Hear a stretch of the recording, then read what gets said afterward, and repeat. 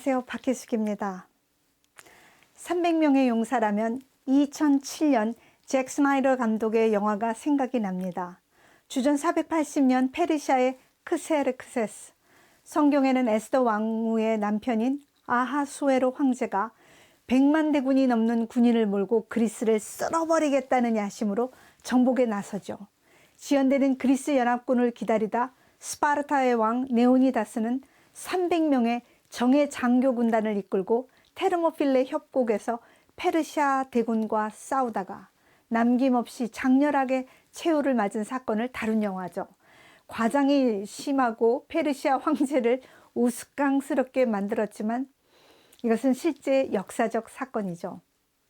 기드온의 300명 하면 어쩐지 대단히 용맹한 죽음을 각오한 용사들이 연상이 되지만 이것은 사실 성경이 말하는 것과는 조금 다른 상황입니다. 하나님께서는 가나안의 땅을 비록 깨끗이 씻어서 청소를 다 하신 후에 이스라엘을 이주시킨 것이 아니었습니다. 가나안 땅에는 이미 정착한 아모리족, 헷족, 블레셋족 다양한 민족들이 도시 문화를 이루고 살고 있었습니다.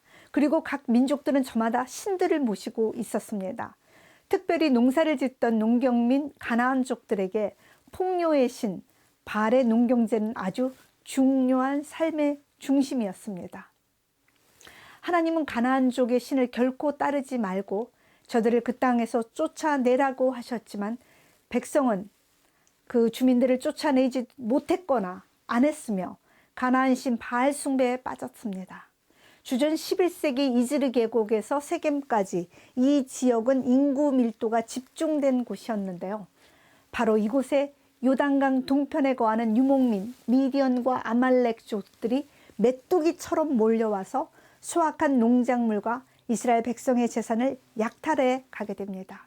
피해가 너무 극심해서 이스라엘은 산과 굴에 산성을 만들어서 숨어 지내고 하나님께 간절히 부르짖게 됩니다. 하나님의 사자가 기본에게 찾아옵니다.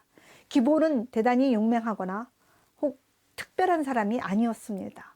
오히려 소심하고 겁이 많은 사람처럼 보입니다. 포도 타작 마당에서 몰래 밀타작을 하고 있을 때 기브온에게 하나님의 사자가 찾아왔죠. 아버지의 바알 우상을 찍어 파괴하라는 명령에 사람들이 보지 못하게 밤에합니다. 미디온군이 공격해와도 싸울 자신이 없어서 하나님께 2번씩 그 증거를 보여달라고 요구를 합니다. 이런 소심하고 평범한 기드온을 하나님은 사용하십니다. 자, 이제 전투의 현장으로 가보겠습니다. 미디언과 아말렉의 연합군은 요단강을 건너와 모레산 앞 골짜기에 진을 치고 있습니다. 보시는 것처럼 다볼산, 모레산, 길보아산 이 세 산은 이스라엘 평야에 눈에 띄는 산들이라 늘 중요한 전투지였습니다. 미디언의 연합군은 모레산 아래 13만 5천이 진을 치고 이스라엘은 남서쪽 하롯샘가에 3만 2천 명이 진을 치고 있습니다. 미디언이 군사력이 4배가 넘습니다. 참 난감한 상황인데요. 하나님의 명령은 더 기가 막힙니다. 하나님은 군사가 아직도 너무 많다고 3만 1,700명을 집으로 돌려보냅니다. 결국 300명이 남습니다. 이 300명은 뭐 특별한 300명이 아니라 숫자를 자꾸 줄이다 보니 남은 사람들입니다. 300명. 이건 13만 5천과 도저히 싸워서 이길 수 있는 숫자가 아닙니다. 전쟁은 하나님 직접 하시겠다는 뜻이겠죠. 군인들에게 주어진 것은 나팔, 횃불, 항아리였습니다. 정말 이런 도구로는 사람을 죽일 수 있을 것 같지 않습니다. 군인들이 모두 잠이 든 이경, 즉 밤 10시에서 새벽 2시, 캄캄한 밤, 고대는 결코 전쟁을 하지 않는 모두 잠자고 있을 때 기드온은 작전을 개시합니다. 저지 평야지대 막사에서 코 자고 있는 미디언 군인들 앞에 산 언덕 위에서 환한 불빛이 나타납니다. 세 병대로 나누어 각 방향에서 일제히 나팔을 불고 항아리를 푹 깨며 소리를 지릅니다. 여호와를 위하여, 기드온을 위하여. 어두운 밤에 갑자기 사방에서 나타난 횃불, 정적 가르는 옹기 깨지는 소리, 나팔소리, 군사의 외침. 누구도 겨우 300명이 공격할 것이라고는 상상도 못한 채 그들은 혼비백산, 우왕좌왕, 좌충우돌 서로 죽이는 생쇼가 그 밤에 일어났습니다. 에브라임 산지와 수블론, 아셀, 납달리 그 주변의 백성들 그리고 먼저 집에 돌아갔던 군사들은 집에 가서 잠을 잔 것이 아니죠. 미디안 군의 퇴로를 차단하고 에워싸서 공격을 가하게 됩니다. 기드온의 용사들은 요단강을 도강하여 숫곳과 분우엘까지 돌풍을 일으키며 추격하여 적장들을 남김없이 소탕하게 됩니다. 브라보. 놀라운 승리였지만 알고 보면 그 밤의 전투의 진짜 주역은 기드온도 300명도 아닌 하나님이셨습니다.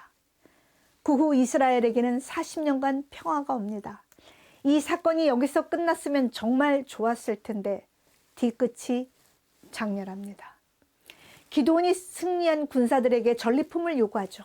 어마어마한 전리품이 기드온의 수중으로 들어오게 됩니다. 그가 모은 금만 1700세겔이죠.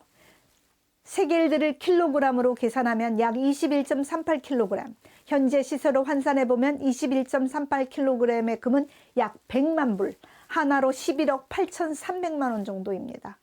기드온이 무슨 생각을 했는지 남은 금으로 생뚱맞게 에봇을 만듭니다. 에봇은 제사장들이 입던 예복인데요. 세마포 겉옷 위에 소매 없이 걸치는 조끼 모양의 윗옷입니다. 대제사장의 에봇에는 이스라엘 12지파를 상징하는 12보석이 달린 판결 흉패가 있고 이 판결 흉패 안에 하나님의 뜻을 묻는 우림과 둠밈이 있습니다. 우림과 둠밈이라는 돌은 위기 때 하나님의 뜻을 묻는 돌이죠.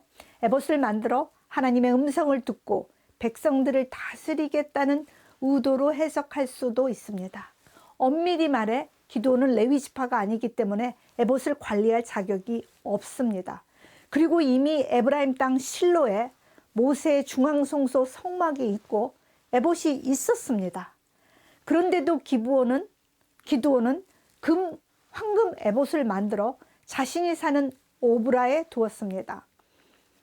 다시 말해 앞으로 이스라엘 백성에게 문제가 있을 때 백성들이 자신에게 찾아와 지도를 받도록 한 것이죠. 기드온이 의도를 했던지 의도를 하지 않았든지 간에 결국은 하나님을 이용해서 자신의 권력을 유지하고 강화하게 된 셈입니다. 뿐만 아니라 눈에 보이는 황금 예봇은 보이지 않는 하나님의 임재를 상징하여 백성은 우상처럼 에봇을 섬기게 된 것입니다. 사사가 되기 전에 기드온은 지극히 평범한 사내였으나 이 전쟁 후 그는 많은 아내와 첩을 둔 거부가 됩니다. 아들만 70명, 딸까지 합치면 아마도 100명 이상의 자녀가 될 것입니다. 백성들이 우리의 왕이 되어달라고 청할 때 사절을 했지만 그의 삶은 이미 왕과 같은 호사함이 차고 넘치는 것입니다. 하나님이 그를 택하셨던 것은 그가 용기 없는 평범한 사람이었기에 택하셨지만 그는 초심을 잃었습니다.